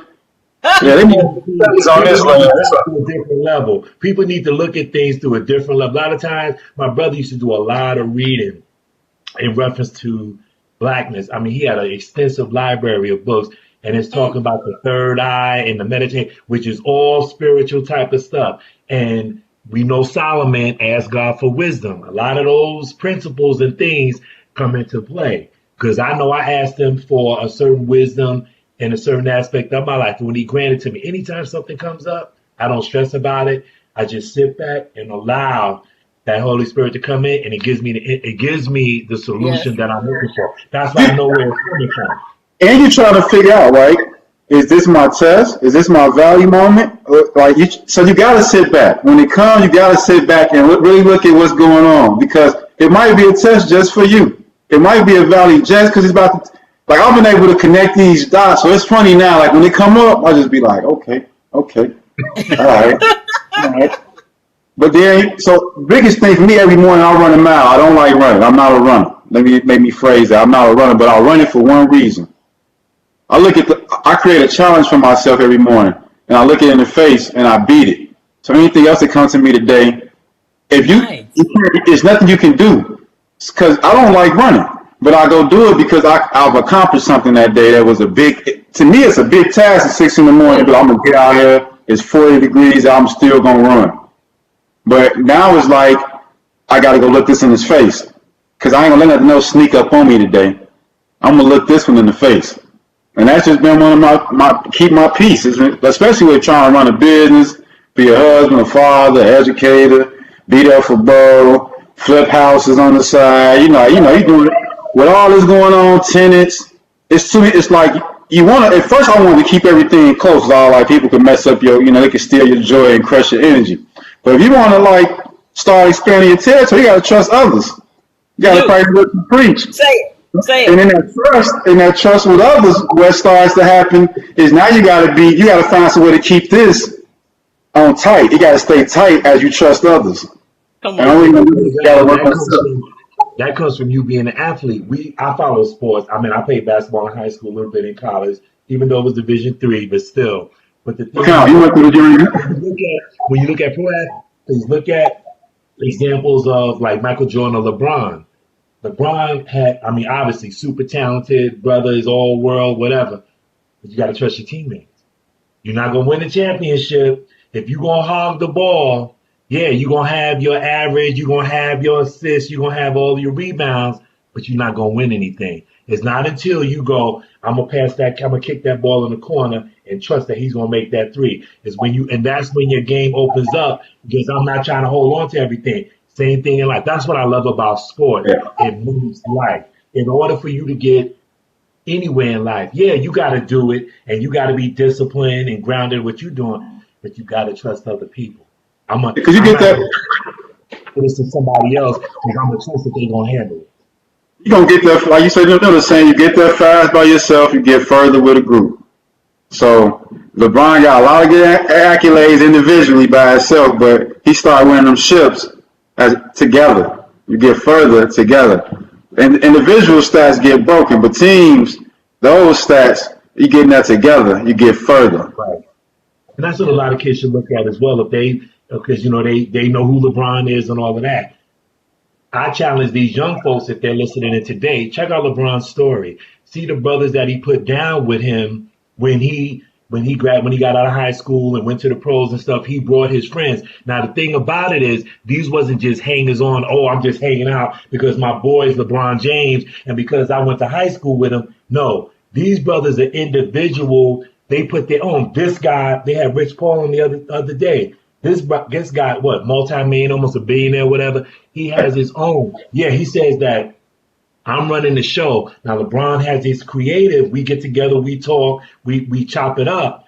But at the end of the day, because LeBron trusted him enough, hey, I know who LeBron's brand is. He's giving me that. And as friends and as people that we trust, I know I can leave it with him because I love him and I trust him and I know he's going to do. That's how it should be with our community. And he knew LeBron. We trust each other.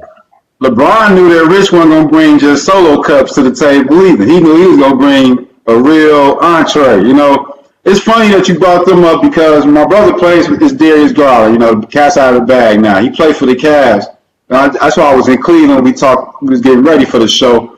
I was going to watch them play. And he signed the clutch. So it's funny how when I talk about, I know everything that's happening in my life is about design and purpose because these are the guys, they my age, but I really look up to them. I don't look up to many people. It's Jay-Z. It's definitely Rich Paul and them, how they move at my age. I don't look up at my brothers. My brothers really my influence. It's my younger brother and my older brother. They both push me, right? And what happens is that by having this close circle, like I ain't got to Jay-Z yet, but it's gonna happen. But I've even said some things that he did. Like I told my wife one night, she's going to meet Jay-Z for a show. I said, you need to start a sports agency. It should be called Rock Sports. About a year or two later, Rock Nation. So I said, I see what's happening. Then I was just like, I had met Rich years ago, and then it all came full circle. So now there's somebody went from me like from afar looking at, now I can reach out, I can call him, I can text him. So it's like having access to like my future. Like I can actually see it. And I know the crazy thing about that is the Lord only show you, he only showing you 30%. And I can still, my 30 is crazy. So I'm like, I can just imagine. I don't even know how this going to end, but I'm like, if I can see the 30 clear as day, and I can see the steps, and I can witness to the steps I've already made has put me in this position, I was like, oh, okay. It's getting interesting. Yeah. So now I'm more patient about it. I'm more strategic about it because now I realize that everything that happened in your past was by design. That was your valley moment. Now you ready. Now you walking up to that mountaintop, and you still ain't even there, but you realize where you're going now, and that's where I'm in that awakening part. I know where I'm going now. Well, that's the lesson for our young folks, and that's why you're here, Miguel, to give those folks to say, look, I didn't get there right away. It took me some time to like Moses, 40 years to get to where he went up in the mountaintop and got all that glow and all of that. So don't think it's going to happen. Everybody want everything. These young folks want things. They said, no, it's a journey. and you got to persevere. That's the way the character comes. That's number one. That's where everything comes from. But if we can get young people, not all of them going to get it, but some of them are going to understand, hey, I'm looking at Miguel. That's how he did it, and it didn't come in his 20s, 30s. He's in his late 30s now. Yeah. So that if I get started and start grinding, and I get those people in my life, they're going to push me, and they're going to pull me and guide me in that direction. And that's what a lot of our young people need, and you're providing that. So that's kudos to you, brother. Kudos. Thank you. And once you get to that spot, you're comfortable. Once you get there, you're comfortable now, because you like. They don't know all them dark nights and all them other times you took the L's. But now you're like, yo, when I'm done. Because now I'm at the show. I'm so comfortable. You would think I've been there for years. But in my mind, I have. Because one of the biggest lessons I had when I worked in the NBA, they said, I remember I never took pictures. Even though I'm a basketball enthusiast, love the game. Never took pictures. Because in my mind, I was like, I'm going to be back. So now I see these people again, and I'm back.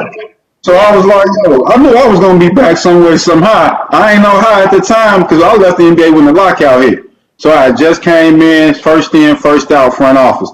So I went back to grad school, got my master's, and I picked up all the pieces that I missed because I played college football. So I went back, coached college basketball, worked in the NBA front office, then I came back to coach college basketball. Then I got my master's in sports administration when I was working at Valparaiso with Bryson Holman Drew. Then I went to Michigan State, worked with some players trying to be an agent, but I was building relationships. Then this kid get drafted to the Clippers, and I met more people. And then it phased out for him, which kind of left me back to be a high school basketball coach and the AD. So once I checked all the boxes, now I don't do that anymore. My brother got drafted. So now I'm like, wait, we back at the show. But now I knew to come back as an owner of Babies and Beers, not just a brother. Not just a former worker, not just here to be here, because this thing could be over before you know it. And I've seen it take off because I was able. It's the same story as Wu-Tang. RZA had been a star before Wu-Tang, so he knew what to do to make Wu-Tang great. And when he signed those contracts, he formed it in a way where they could be a group and individual artists, and that was the difference maker. So now I'm back in this position, and I'm like, okay, we back. I know what's in that corner. I know what's behind that door. Angee, in Level Up's future, you never know. We might be at the NBA championships this year. You never know. Yeah, you never know. You definitely know All-Star in Cleveland, so we can start there. We got a couple of months All-Star in Cleveland. This dome is working, Miguel. This dome is working, baby. All-Star in Cleveland. So there we go. We got some access. So here we go. That's what's up. Well, listen, you guys, we come to the end of the show. We've had a great conversation with you, Miguel. Thank you for just coming on and just being you. We love getting to know, new people that, just are willing to share their life, share their experiences out of love for Christ. So we really, really appreciate you doing that. Don't be a stranger. If there's anything that you got going on, please let us know. We'd love to have you come back on.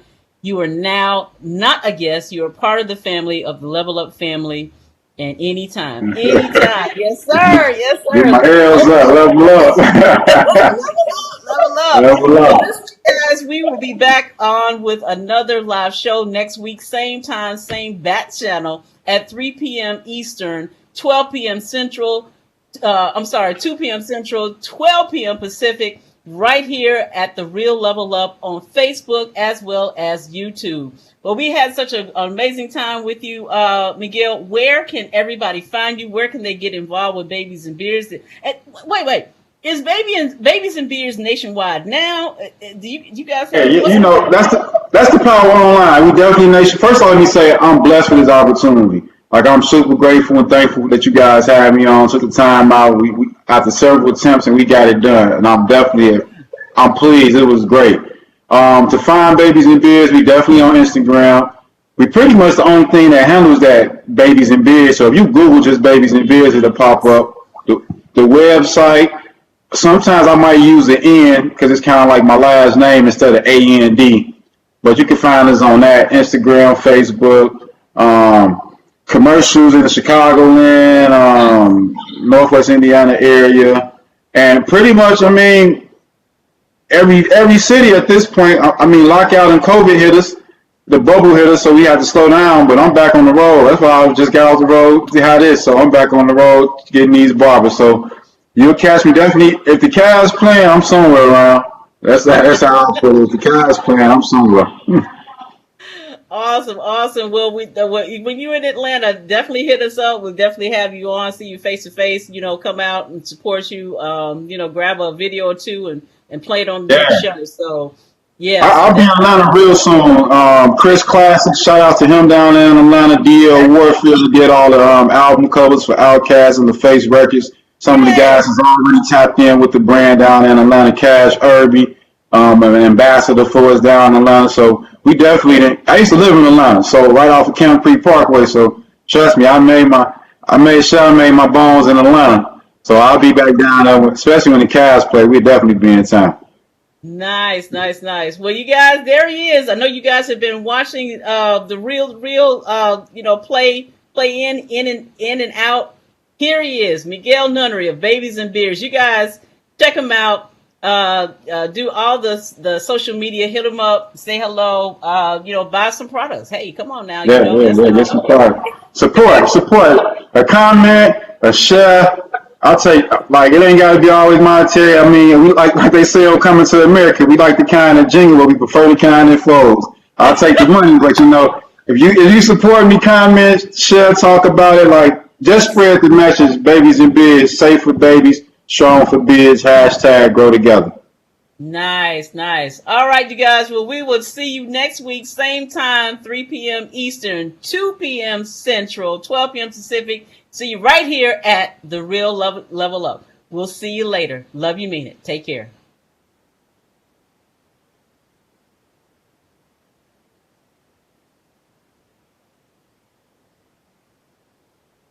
I had the pistol in my hand, cocked.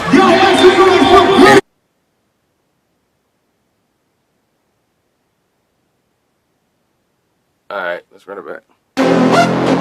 Yeah, Mike G's.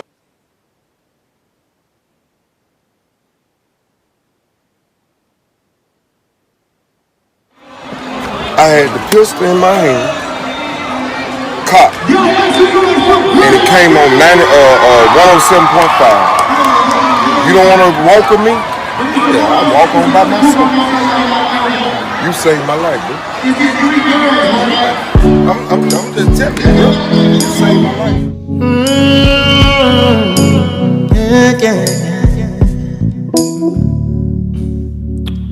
I've been rejected way too many times in my life. I won't take no for an answer anymore. Seems all these walls been erected to stop my dreams, yeah. But I won't let that be a factor anymore. If you won't stand with me, if you won't go with me, I'm gonna go on by myself. If you won't fight with me, if you won't believe with me, I'm gonna walk on by myself. I've got this burning fire deep in my soul, and I can't escape this lonely flame. My journey may go down an old rugged road, but I keep on pressing, 'cause I'm not afraid anymore. If you won't stand with me, if you won't go with me, I'm gonna go on by myself, yeah. If you won't fight with me, if you won't believe with me, I'm gonna walk on by myself. I can see clearly now. Yeah, my future's my responsibility. Now I realize that if nobody helps carry my cross, I still gotta go on. If you won't stay with me, if you won't go with me, I'm gonna go on by myself. If you don't believe with me, I'm gonna walk on by myself. If you won't stay with me, if you won't go with me, I'll go on by myself. If you won't ride with me, and if you won't believe with me, I'm gonna walk on by myself.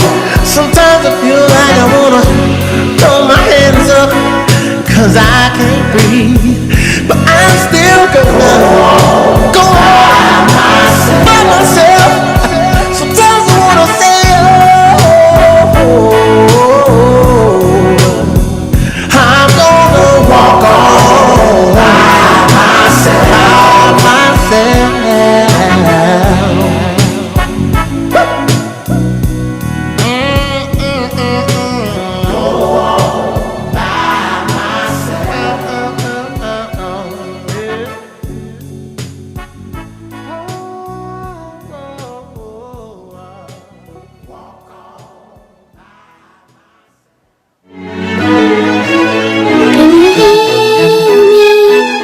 Hear my humble cry, my soul cries out with praise for you. Please come near me, quench this thirst inside my soul, my spirit rejoices in you. What about all the people?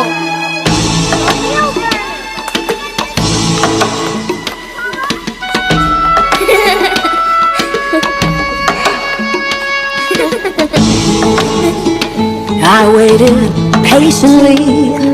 You turned to me and heard my cry. You rescued me from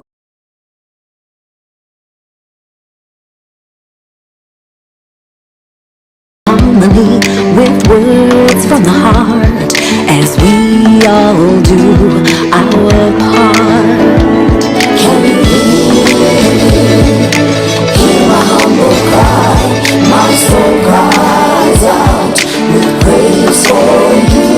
Please come near me, quench this thirst inside my soul, my spirit rejoices in you.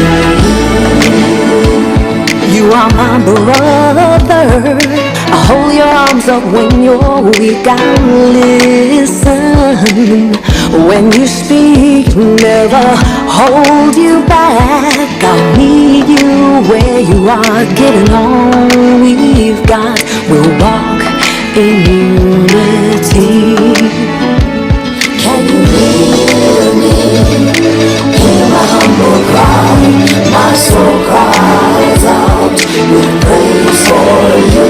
Please come near me, quench this thirst inside my soul, my spirit rejoices in you. Now can you hear me? Don't you fear me? If you can hear me, please come near me.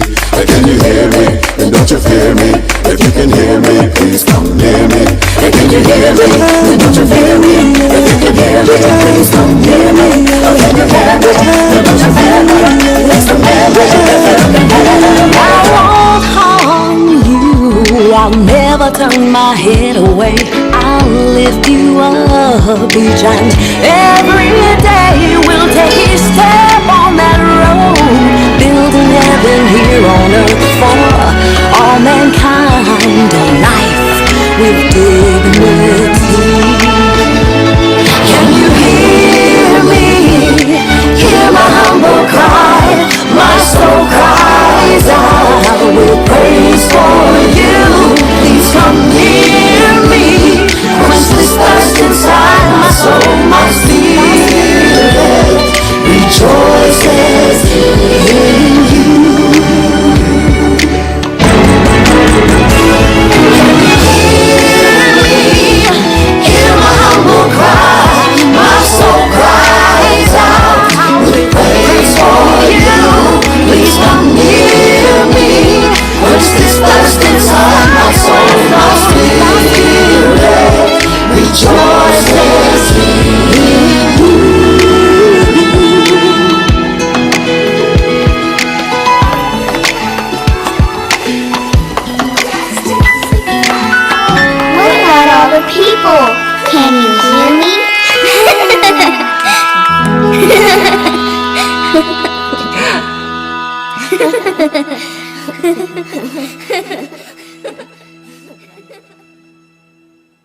Hello, my name is Rodney Damon Collins. I'm an actor, producer, author, and speaker.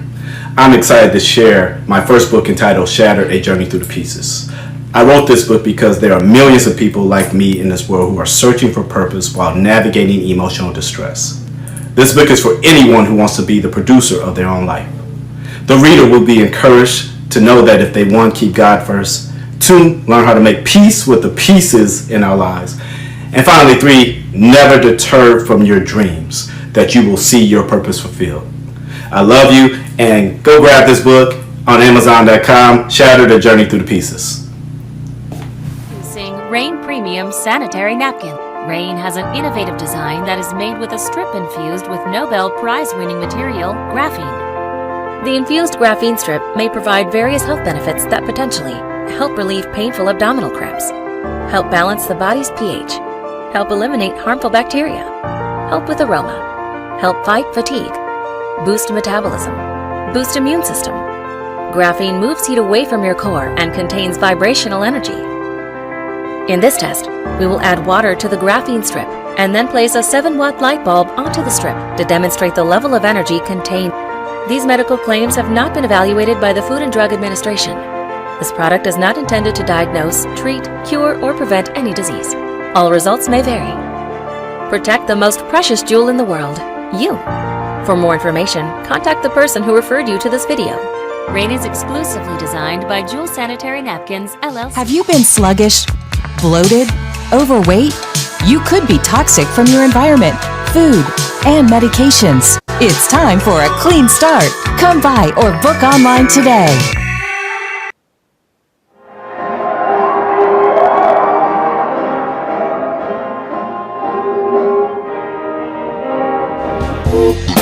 What you want, baby, I got it.